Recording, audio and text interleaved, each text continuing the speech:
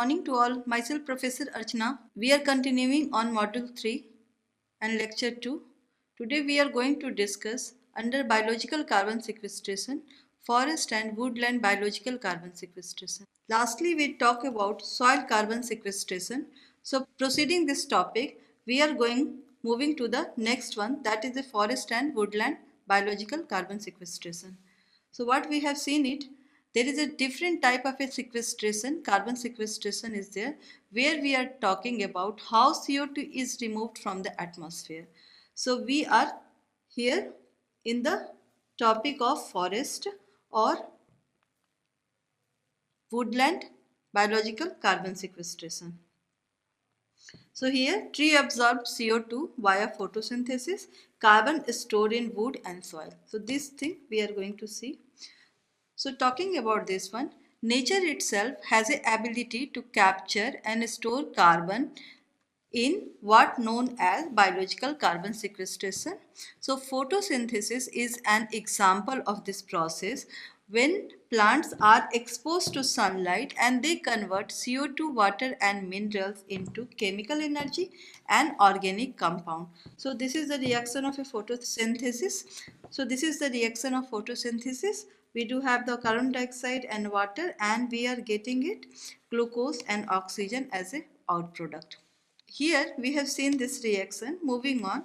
So because of this ability of the nature, that means nature is having the ability to capture and store carbon in what we call that biological carbon sequestration.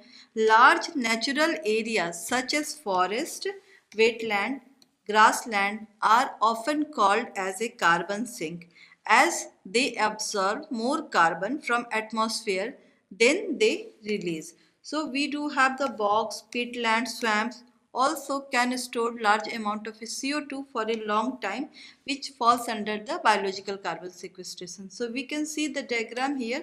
So there is a bog or mire in wetland that is a acidic in nature. So this is our bog. This is another fen. It is a wetland. Here we are talking about the swamp is a wetland whose dominant vegetation is tree and woody plant. Then we are showing it here marsh. So there is a different diagram of biological carbon sequestration. We do have it here. So agricultural soil also share this ability to act as a carbon sink, which last class we do talk about the soil carbon sequestration. However, practices in that we discuss the tilling which disturbs the soil and can release this stored carbon into the atmosphere. So regarding this soil carbon sequestration in detail, last class it was discussed. There we have seen something soil organic matter. So what is the soil organic matter? Is a fraction of a soil that consists of a plant or animal tissues in various stages of a breakdown, or we call decomposition. So most of our productive agricultural soil have between 3 to 6% of a organic matter.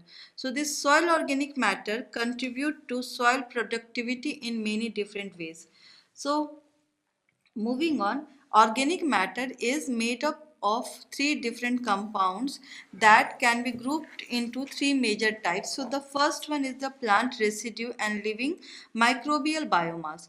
Also we can refer this as a detritus. And the last one we do have the stable soil organic matter which we call humus. So this living microbial biomass includes the microorganism responsible for decomposition or breakdown of both plant and residue and active soil matter or detritus. So humus we have seen, this is the third major type here which we call that humus is a stable fraction of the soil organic matter that is formed from decomposed plant and animal tissue, and this is going to be the final product of decomposition. This is about the soil organic matter. So moving on, now we are discussing the forest carbon sequestration. So this is the one type of biological natural sequestration. We have the forest carbon sequestration. So this forest carbon sequestration is the natural process where trees and forest absorb carbon dioxide from the atmosphere through photosynthesis.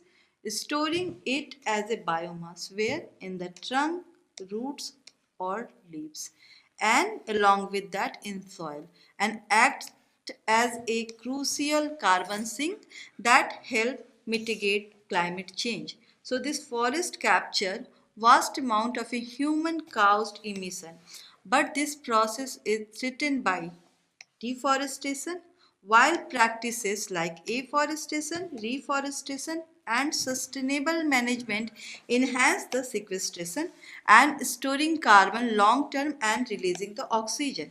So we get this forest sequestration. So here we can see this diagram. So about 25% of a global carbon emission are captured by plant-rich landscapes such as forest, grassland, and rangeland. So when leaves and branches fall off plants or when plants die, the carbon stored either releases into the atmosphere or is transferred into the soil. Wildfires and human activities like deforestation can contribute to the diminishment of a forest as a carbon sink. So why this is important, why we have to go ahead with this forest sequestration? So one thing, importance with respect to climate mitigation. So forest absorb significant amount of a CO2. In the previously we have seen this data. About 25% of a global carbon emission are captured by the plant rich landscapes like forest, grassland and rangeland. So here forest absorb significant amount of a CO2 and it is offsetting a large portion of a human emission, making them vital for climate change fight. Second, ecosystem health. So it enhances the soil health, biodiversity and provides long-term carbon storage. So how this we can enhance the sequestration? We do have an option of afforestation or reforestation. So planting trees in a new or previously forested areas. Second option, we do have the sustainable forest management. We call that SFM. Practices like selective logging, thinning and managing disturbances, that is fire. That way we can manage or enhance the carbon sink process. We do have the species choices. Fast growing tree like a bamboo, it sequestrates quickly, while dense, long-lived, broad-leaved species like oak, it stored the large amount of a long-term for carbon. It restores the carbon. Then we do have an option of a mixed forest, can be more resilient and store more carbon than monocultures. So this is the couple of the option we do have for enhancing the sequestration. So what is the threat here? So deforestation and fragmentation. So reduces forest area and capacity to store carbon often for agriculture. Then second option we do have, that is a threat, that is a wildfire released store carbon back into the atmosphere. So talking further with in regard of biological carbon sequestration, there is a couple of more top points we will be discussing here. So this is also known as biological carbon sequestration is also known as indirect or passive form of sequestration. So some option here in this diagram we have seen it. So about 25% of a global carbon emission are captured by the plant rich landscape, so like forest, grassland and rangeland. So one by one we will see this one. So talking about the grassland, so grassland contribute to soil organic matter mostly in form of extensive fibrous root mats. So since the 1850s, a large portion of the world's grassland have been tilled and converted to cropland, allowing the rapid oxidation of a large quantities of a soil organic carbon. Second, livestock producer can enhance carbon sequestration on their operation by converting from continuous gauging to rotational gauging, and this keeps the plant in an actively growing state and keeps photosynthesis rates very high. So this improves the quality of the forage and allow the plant to sequestrate more carbon. The second one, further, grassland and rangeland are more reliable than forest in modern day, mainly because they do not get hit as a hard as forest by drought and wildfire, according to the research. Unlike tree, grasslands sequestrate most of their carbon underground. When they burn, the carbon stays fixed in the root and soil and instead of in leaves and woody biomass. So forests have the ability to store more carbon but in unstable condition. Due to the climate change, grassland stand more resilient. So this is about the grassland. Further, we do talk about the forest. So on average, forests store twice as much as carbon they emit, while an estimated 25% of the global CO2 emission are sequestrated alongside forest in vegetative forms such as grassland. So that data we have seen it. So protecting such natural environment is therefore crucial to ensuring carbon sink capture CO2 effectively. Deforestation poses the biggest threat to this natural process, as does construction or intensive agriculture. So this the data forest and woodland biological sequestration in regard of a USA. Forests are well known sink for atmospheric carbon. In North America, the carbon content of the forest in regard of a woody biomass, litter, dead wood and soil organic carbon is approximately 325 million metric ton. But biomass removal and other wood products use offset that amount, and that result in net sink for North America of 217 million metric ton. So the University of Minnesota Extension offer a helpful explanation of the term here in regard of a carbon storage and carbon sequestration. So they mention carbon storage refer to the current amount of a carbon in tree or woodland, but carbon sequestration refer to the process by which trees and other plants use carbon dioxide and photosynthesis to store carbon as plant biomass. So the net sum of all carbon inputs and output from the system like forest, grassland, city park or farm field is called the carbon balance. So what is the carbon balance? It is the net sum of all carbon input and output from the system. So this input include woody biomass and fallen leaves, branches and soil organic matter, and output include trees, respiration, decomposition of a soil organic matter and harvested biomass. So the next slide we are going to illustrate this forest carbon sequestration where the tree capture carbon dioxide and sequestrate carbon as an effective method of reducing atmospheric concentration of a CO2.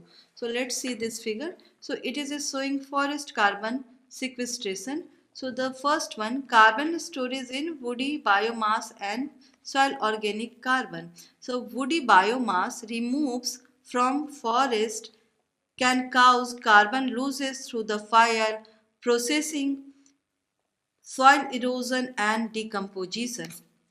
So this is the one scenario. Here what we are showing, the second, woody biomass removed from forest can contribute to store carbon in long-lived wood product. Harvested wood can also be used as a biofuel, replacing fossil fuels with higher emission. So this is the second scenario. The third we do have under this one. So these are the this we are talking the young forest increased carbon sequestration. Then this side we are talking about the old forest more carbon stable. In the old forest we do have the more stable carbon. When we do talk about the young forest, there is a increased carbon sequestration chances are there.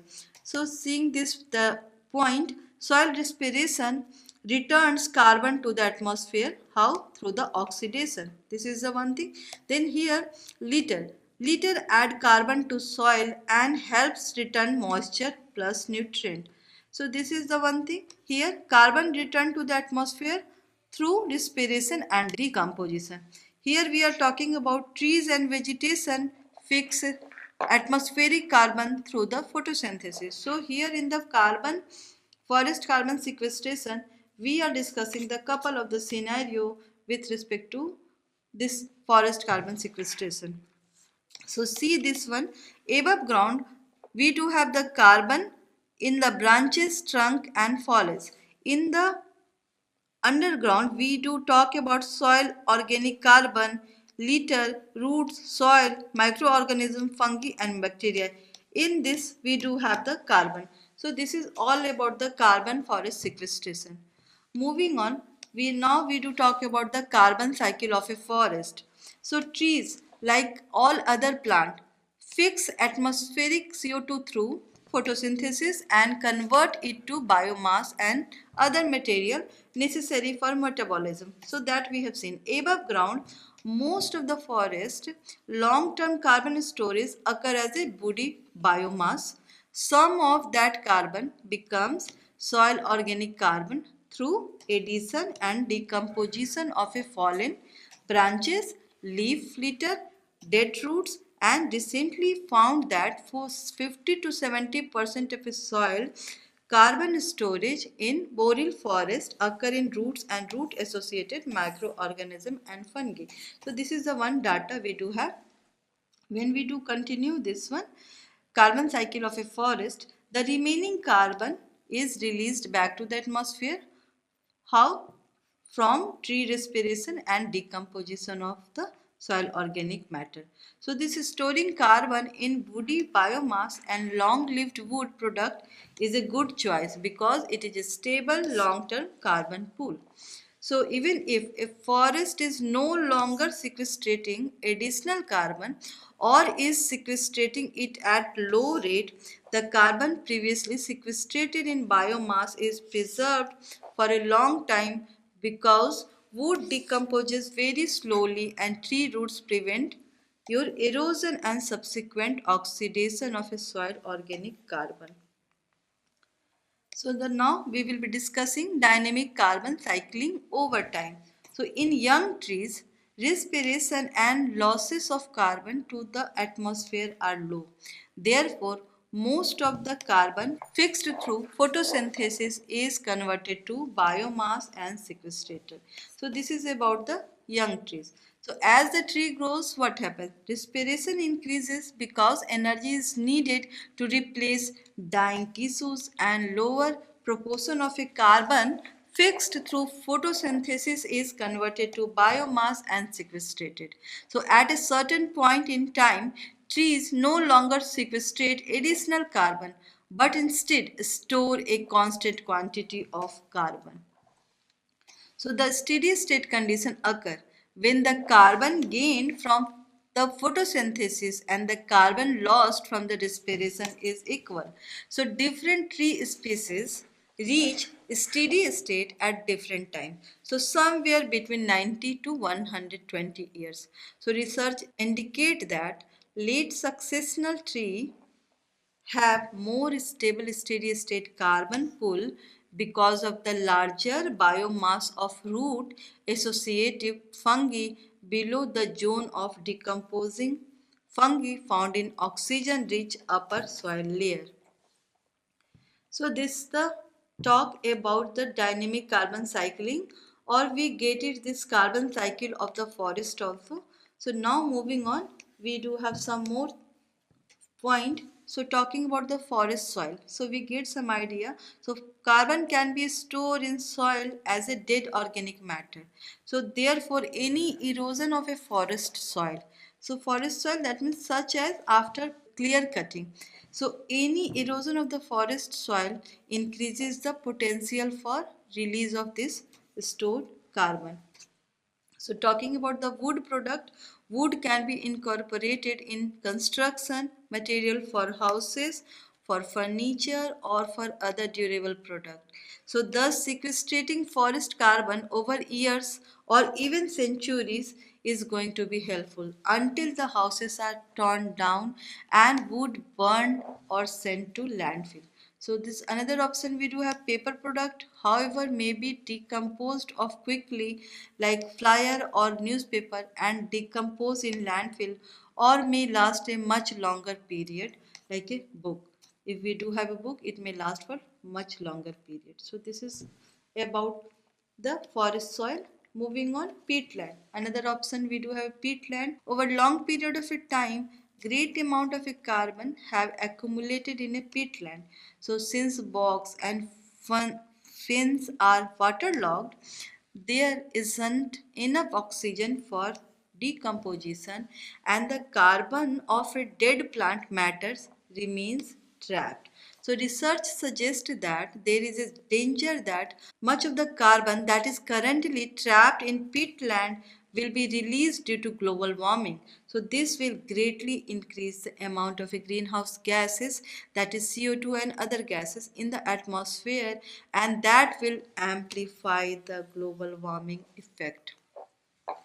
So we have seen in regard of a forest or another forest soil, and then we do talk about this swamp, we do talk about the peatland, we do talk about the, now I will discuss about method to sequestrate and store carbon. So this, in the previous discussion, I already mentioned afforestation is one of the method to sequestrate and store carbon. So what is this afforestation? Is the planting of a trees where trees have not grown in the last 100 years. A common type of afforestation is the planting of short rotation woody crops like hybrid poplar. These species grow very quickly and as a result sequestrate large amount of a carbon in a short time.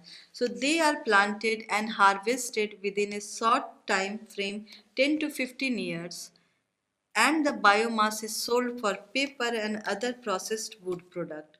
So this is one option, afforestation.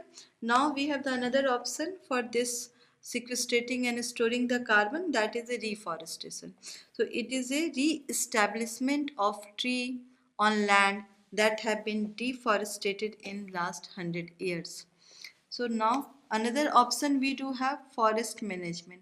So what is this forest management? Forest can be managed to maximize their carbon storage. So one point we do have lengthening time between harvest, selective thinning for increased stocking, and planting fast growing species are the technique used to enhance the carbon sequestration in the forest. The second, long term forest health practices that avoid whole tree harvesting and leave reserve tree to promote diverse soil ecology are the most likely to promote maximum carbon storage. Storage in a long-lived wood products such as building material. Harvested wood can also be used as a biofuel, replacing fossil fuels with the highest emission. So what is the threat of the carbon sequestration? Deforestation. Deforestation is caused by complete harvest of a forested area or by prolonged degradation that leads to the destruction of the forest. About 25% of human caused CO2 emission are due to deforestation. Adding deforestation altogether maintains the carbon stored in tree biomass and reduces soil organic carbon losses from respiration as a result of a soil disturbance. So this increased hazard to forest system due to climate change such as drought, wildfire and insects related mortality may take forest less stable carbon storage than they have been in the past. So now we reach to the conclusion part. So here in the today's discussion, I to discuss about forest and woodland biological carbon sequestration. Under this, we understand what is this forest carbon sequestration cycle. Then we do discuss about what the mitigation or we can have an option to enhance the natural carbon sink of the forest through taking some initiative or measure. So this is all about today. We will see you in the next class. Thank you.